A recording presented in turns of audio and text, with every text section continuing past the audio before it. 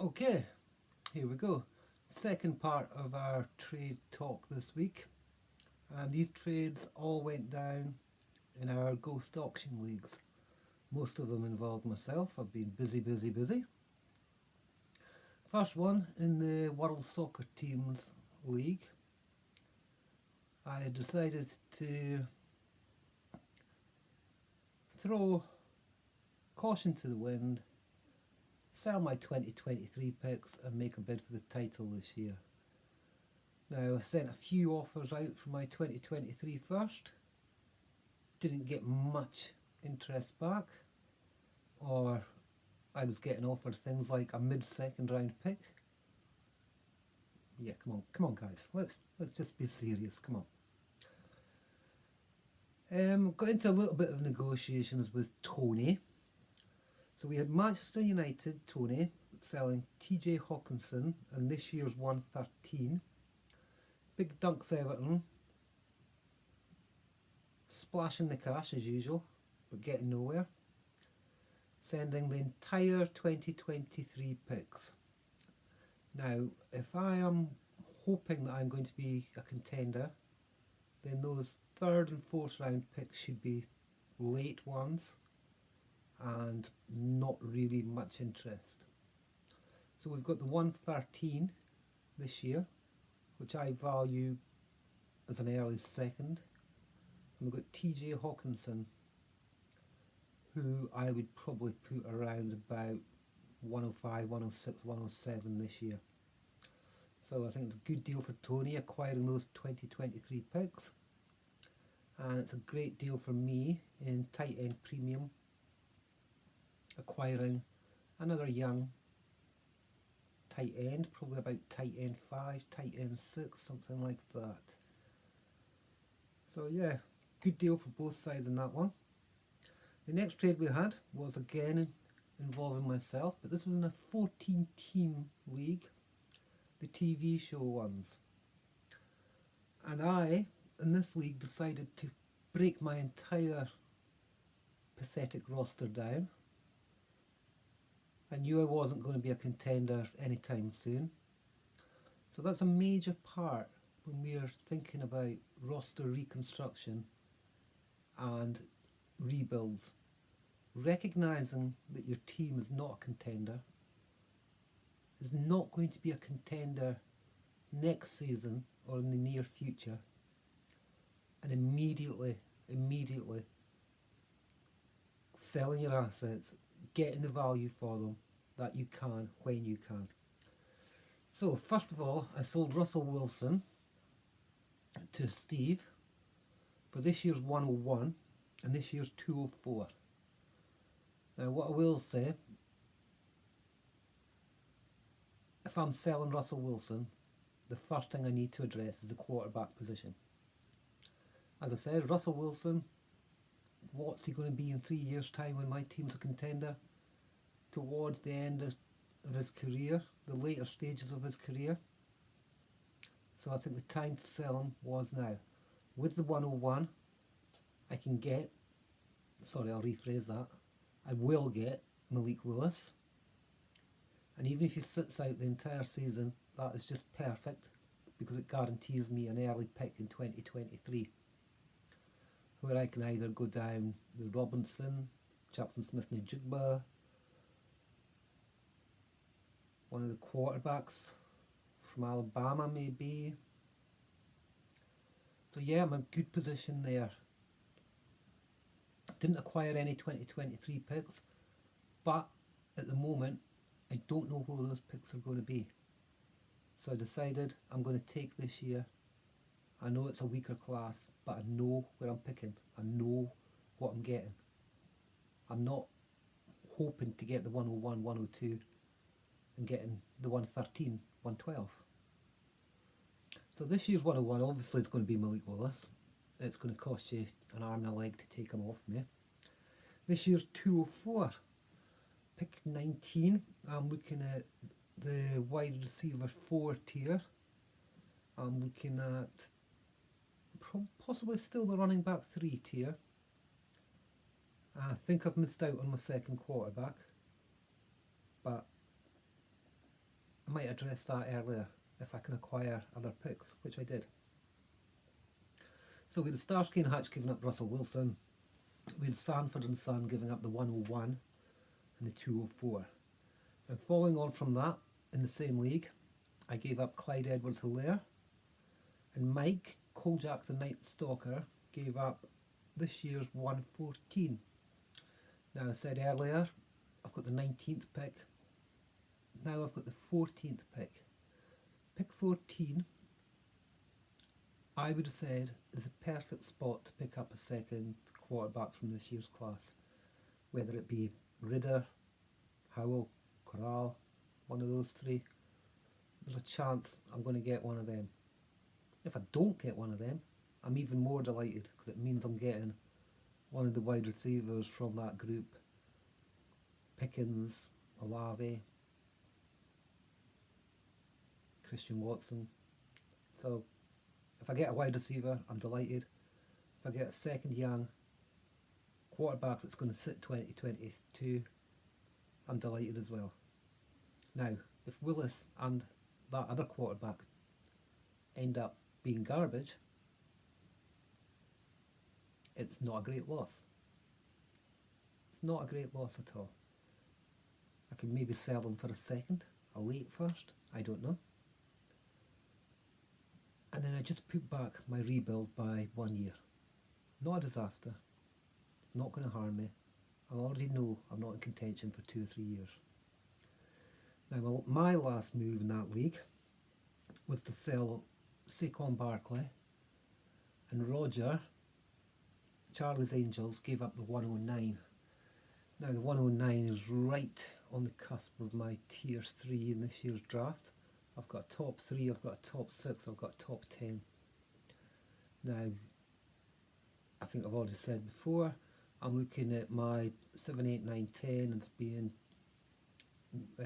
Jamie Williams, Chris Olave, George Pickens, maybe Kenny Pickett, or Christian Watson. We'll see come the draft, but picking at 9, picking at 14 and picking at 19, I've gave myself plenty of options to commence the rebuild. Again, a good deal for Roger. Barkley is one of them players that I've been trying to punt, obviously, but it's almost impossible to punt. Nobody's going to pay you 2 first for him. So where's his value? Are you taking any first? At this stage, again, like I said earlier, I'm not going to be in contention for 2 or 3 years. What's Barkley's value going to be in 2, 3 years' time? So the 109, I'm hoping I hit lucky. I'm trusting my process and going for it. So we talked about that. Now, when we sell a player, we offer them, we advertise it to the league chat. We update our trade bait. But the important thing is that we send offers out. I sent offers out for the 107, 108, 109, maybe 110, I can't remember.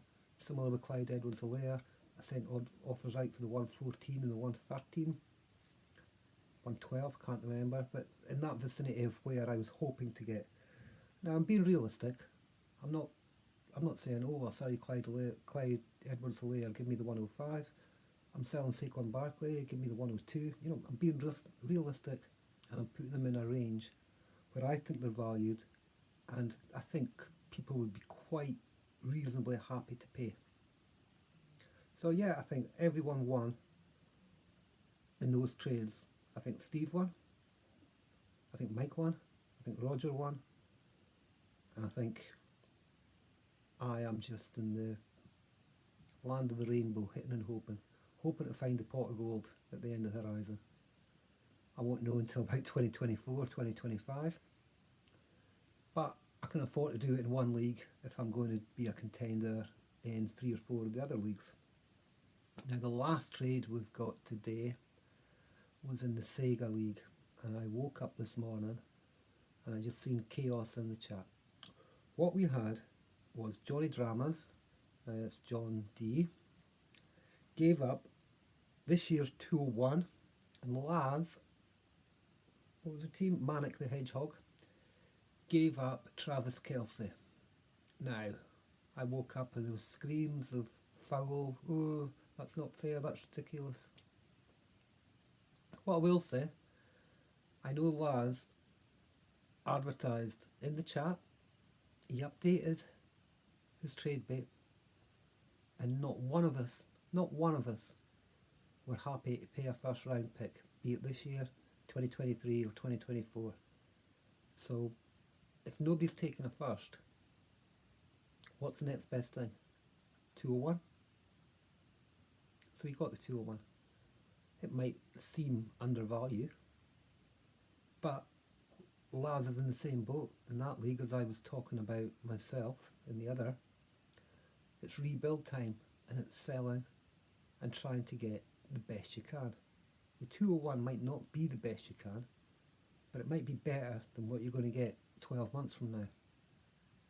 And for all those crying foul, unfair, blah blah, did you send an offer? No. Leads me on to the other thing I was talking about previously.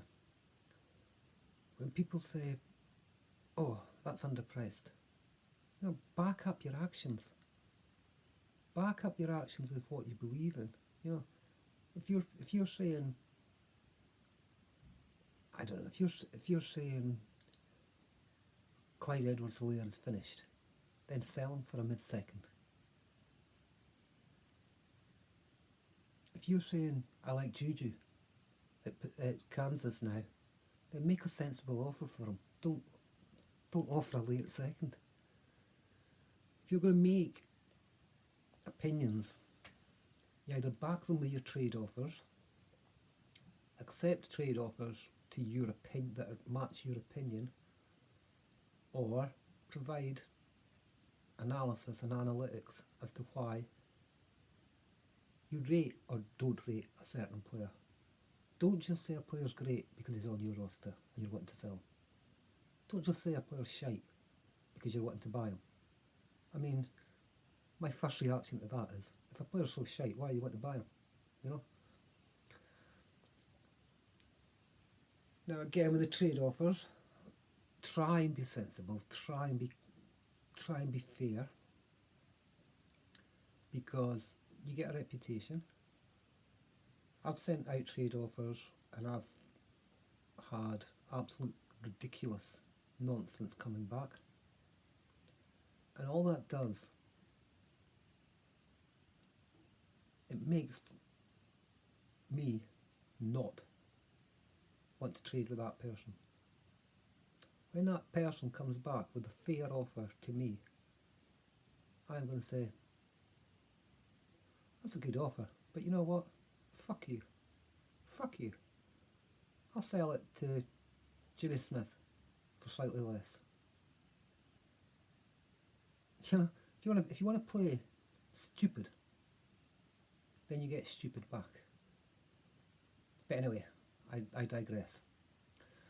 What we're going to talk about again is opinion. Now I've got one opinion on a player in this year's draft, and that's Isaiah Spiller. Now I've been down on him for a while. I don't know what it was. I'm just not sold on him as everybody else was at the 102, 103.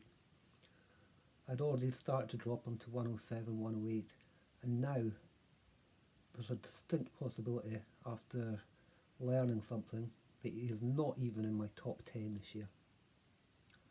What I discovered was Isaiah Spiller, his pro day was a 4.6340.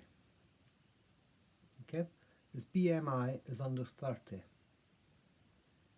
In the last 3-4 years, take a look at how many players with a BMI of under 30 that ran a 4.53 or worse that have made top 20, top 25 fantasy finishes. And that is why Spiller is out of my top 10 now. Anyway, I hope you enjoyed this, despite the little rant. You know I love you all. You know you're the best league mates in all the dynasty.